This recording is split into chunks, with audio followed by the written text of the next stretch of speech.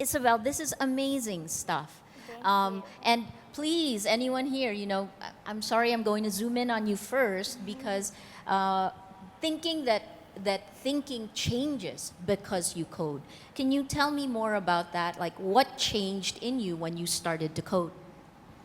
So before I started coding, I just thought of technology like, oh, it's just there. It's something that other people create.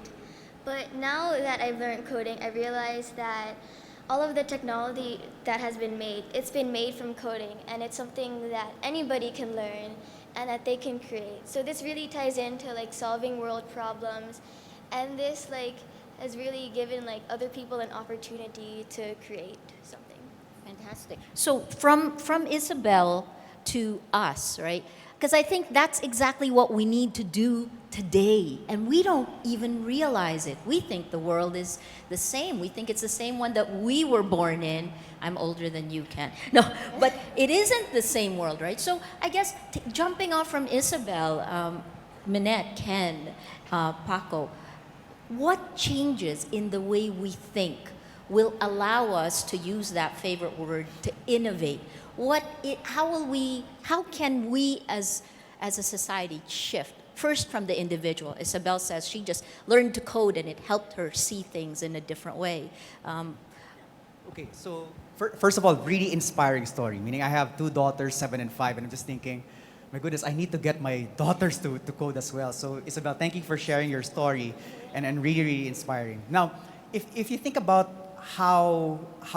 why I think your story has to be heard and really spread, is the way we look at internet today is just I want to just access it and just be a consumer of the internet. But I think one of the things that Isabel, maybe the way it's wired is, I could also use the internet to contribute to it, to solve problems, to create value. And coding is certainly one aspect of doing that. Even if you look at available technologies or platforms, how could you use platforms today to contribute to the internet either with information or enabling other people to get access to that information? So it is just looking at it differently from the point of view of consuming to also contributing and adding value. But certainly one of the skills that we need to really proliferate for more Filipinos, especially our youth, is coding. Because as I said, all these fields, be it in health, agriculture, could be disrupted because of internet and technology. But we need the skills. We need people who would have the technical know-how to also make the most out of this platform. Paco, you're working on education in here, right? Yeah, in What- fact, I'm working with her mother. Her mother's over there, or Rhonda? now somewhere around here. We're both part of the Philippine Development Foundation, together with Dado and Maria. And in fact, so Rona and I have been trying to figure out how to help our children. Isabel's tennis partner is my daughter over there. I brought her over also to get her a teammate for her school. But as parents, what we're really not really worried about, what we want to happen is that our children have a better future, and the children of our friends and those people we don't know, that they have a better future, and that our country will prosper, and at PhilDev, our goal is to eradicate poverty so that those kids would be able to live fine lives, or at least a decent life. And what we're happy with is Isabel and other girls now will be able to at least start now on that journey, because coding is just one part. Yep. That's the first step. Yes. What's nice is Isabel is excited, she wants to do it. Then she goes to computer science. The tutors that we got for her are professors and people who have PhDs in computer science, and now she has a head start, and then the girls will code community will also have that head start. Now, whether or not they go to computer science is their decision. They may opt to just use it for things that they like, but they can also use it now for biotechnology or bioinformatics and other fields of science. Why I started with my little story about nanotechnology, it's because I wanted to share with you that if you truly wanted to innovate at the level of Sergey Brin, not even Zuckerberg. Zuckerberg is not a scientist the same level. But he's still very good. very smart, and we're all jealous. just dissed But, Facebook. No. but it's no, it's Nanotechnology, I agree. Please my tell friends, us. Yeah. my friends. Of course, maybe we're just jealous and bitter, of course, but we are. A lot of us did physics and semiconductors, and we tried to figure out how everything in the world works. If you know how the world works, then you can invent. This thing of drones and Oculus, these are old things actually. Yes, They're yes. really old. The comics of Dick Tracy, like cell phones and all that, they're all old. What's happening is we are accelerating the pace at which we develop, and also what's happening is that the common person, everybody in this room, now has access to it. And that changes the dynamic, like this whole concept of cyberbullying and craziness on the internet. Yes. Of course, Google and Facebook will try and solve that, I hope. It's just amazing. So, but I still encourage everybody to go to science and engineering, because in order to really solve the problem, like this thing about education that Septo Learning is trying to solve, Brother Amin works with us because 80% of the schools don't have any internet. Yes. Even if they're willing to pay, they Yeah. won't be given internet. So we need to make those materials that Isabel is learning available to those poor kids somewhere else, and then the tools, etc. So there's so much to do, but we need to study. Isabel's like, just keep studying, and then one day she's gonna solve cancer and everything else. So I'm going to stand up for the liberal arts, only because it's not just the sciences. If anything, once your kids begin to code, what do you do with it, right? And I think this is where, Minette, maybe you can tell us more about it.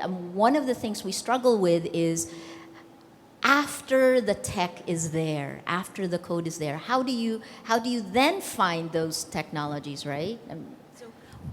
One of the things I think you think about when you think of technology is you think of speed and you think of scale. And that's when Isabel talks about how it changes the way you think.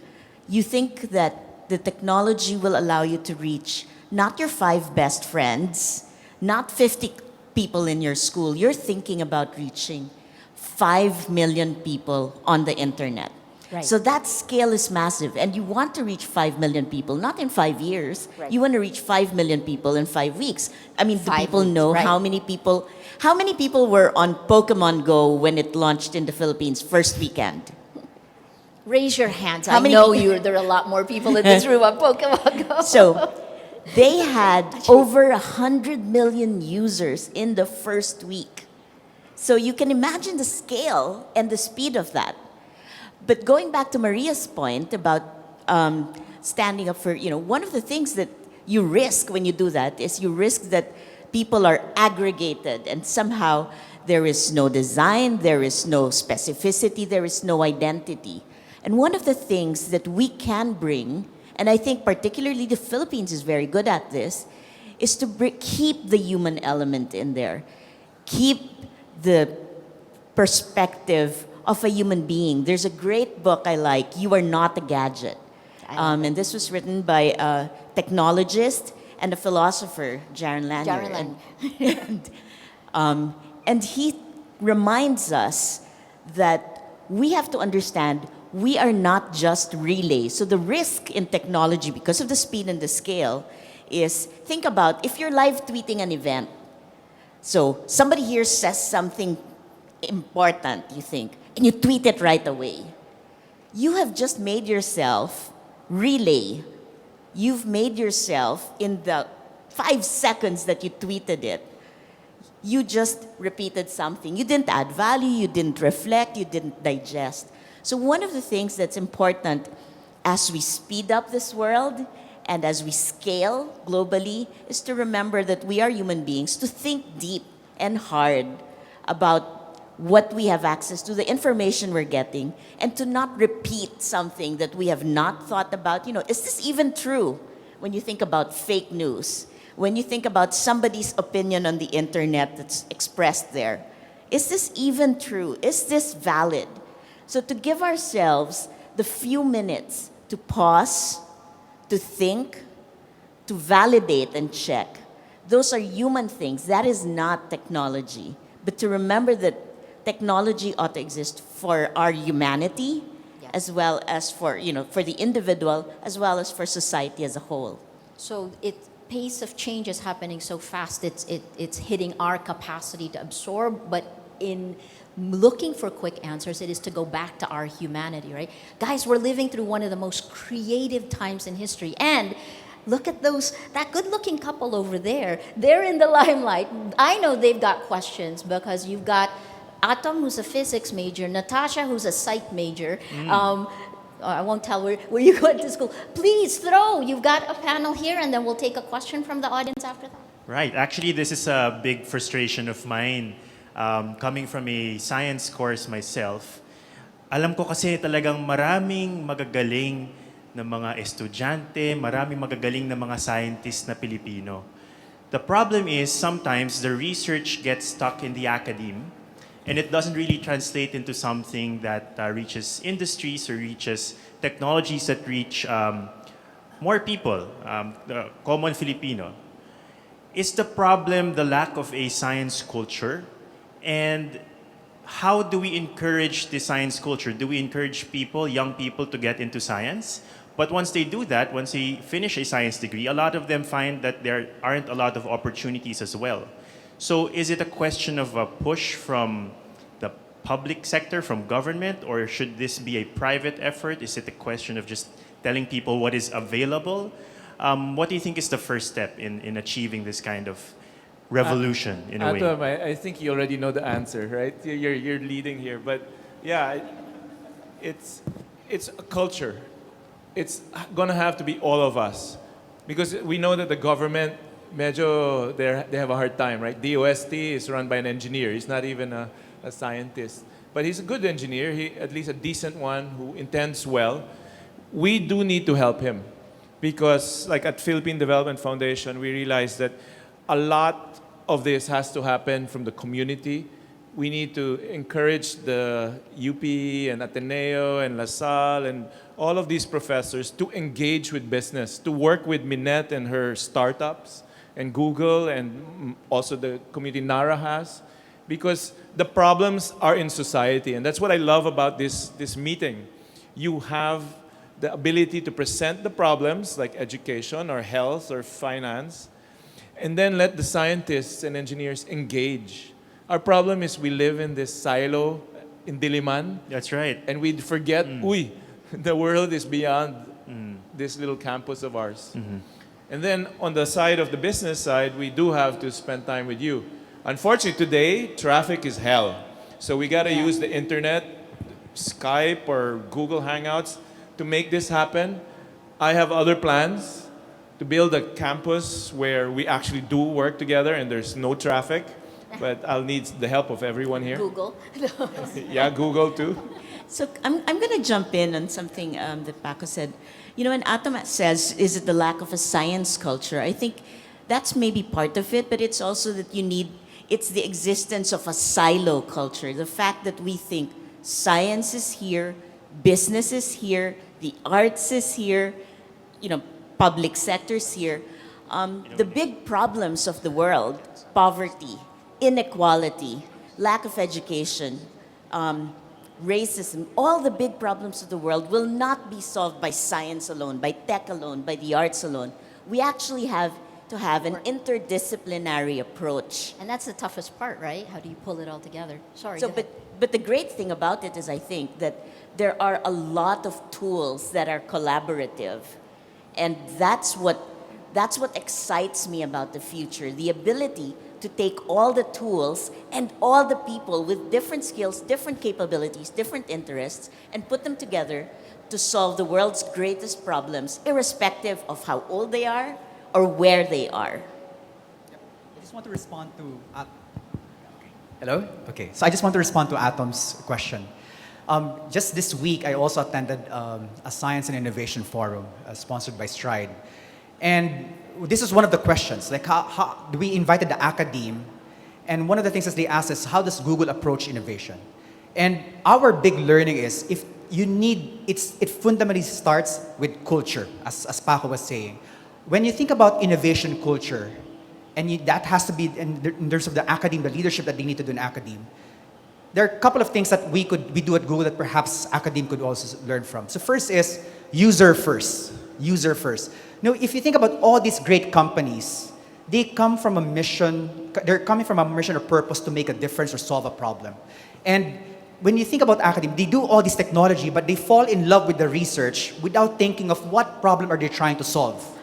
So that's certainly one aspect. And the second one is, as people have been saying, how do we make it open and collaborate? Sometimes, as you said, the best ideas really come on sharing this information to other people. So the willingness and eagerness to also engage outside of the academe will also help spur those ideas. I'll add one last part. Go, Papa. It's also the people with the money. Because Yes. the people with the money have to invest. If we think Call that... for people with money. Yeah, because if you think the academia are at fault because, oh, they don't go to Manila or Makati to engage, but then the people, when they go to Makati, like, who do I meet? No one wants to meet me. No one cares about my little invention or to help me move up to a higher level. So in a way, what they do in Stanford or other places is they put everybody together so that Isabel can hang out with the professor, and when she's not studying computers, she can play tennis. She can grow up as a happy teenager, but she still wants to code, right? And her teachers are in UP. So how does this work, right? We have to bring them all together. Following up on what Tito Paco said and Manette said, a lot of times you need to bring people together through other people so that they can create a bigger impact. So you can have different industries like the tech industry and the health, and a lot of times they have to work together to create programs that'll help advance, let's say, heart transplants or other health ways. Go ahead. Natasha, did you want to ask anything? Yeah, just actually. Is this working? You guys can hear me? Yeah. Okay, I think that I speak for a lot of people here in this room who sometimes get intimidated by the words artificial intelligence. Ano bang ibig sabihin ng artificial intelligence? You know, for most people who don't have this background, we understand the world is changing, but you know, what is this 3D printing? What is AI? What is this neurons and things that are, you know, going into tech and stuff? So I think marami sa ating medyo na-intimidate sa words na to, di ba? So I think for a lot of those people who don't have that background, where would you recommend they'd start in getting to know about these things and getting sort of involved? I would say, you know, a lot of us are interested, but it's so intimidating. So where do we start? With Atom. I know not you. everyone here is named Atom, Decided. right? I mean, Ang bala sa inyo. he was born an atom. Like what? No, first is Google it, okay? So Very good. Slide it. Well done, sir. So thank you for setting me up on that one. So I think there's a lot of online courses, online resources, even for us at Google.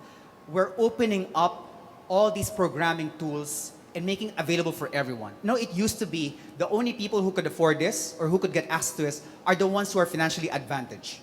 But today with the internet, there's no excuse for any Filipino to get world-class education at your fingertips. And I think this is really be the one exciting because we could be really competitive about it. Just to answer the question, machine learning. It's all about it's just a way for softwares to be taught on how we could use data to become better and better when you make decisions. So certainly an amazing platform that is really growing.